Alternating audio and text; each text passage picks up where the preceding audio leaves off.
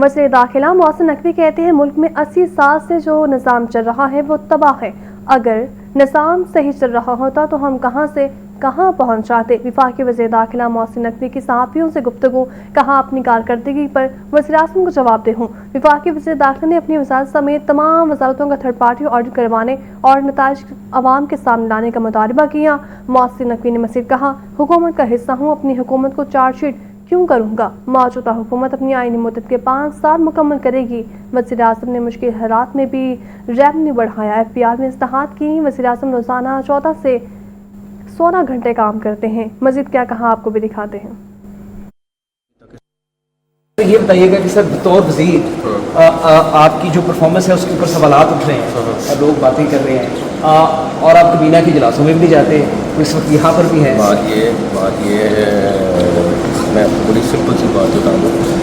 सबसे बड़ी बात ये है कि मैंने परफॉर्मेंस के ऊपर प्राइम मिनिस्टर को जवाब देना है और मैं प्राइम मिनिस्टर साहब से सिर्फ ये रिक्वेस्ट करनी है कि थर्ड पार्टी वैल्यूएशन कराएं, तमाम मिनिस्ट्रीज़ की परफॉर्मेंस को उससे वैल्यूएट कराएं और जो रिज़ल्ट है वो पब्लिक के सामने होना चाहिए ताकि सबको पता हो कि कौन सी मिनिस्ट्री कितना परफॉर्म कर रही है। दूसरी बात रही, मेरे ख्याल है मेरी अटेंडेंस 70% के करीब है।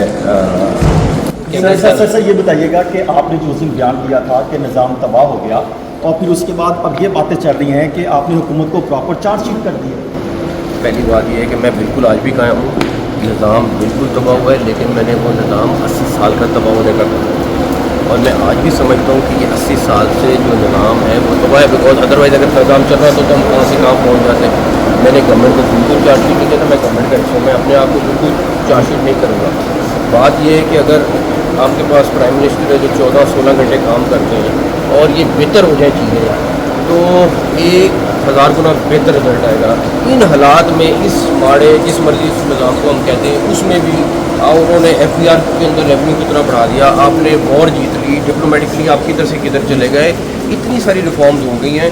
और मैं आज भी समझता हूँ कि अगर प्राइम मिनिस्टर साहब को सिस्टम ठीक और मिल जाता तो वो 100 गुना ज़्यादा इस मुल्क को तेज़ी से आगे ले जाते।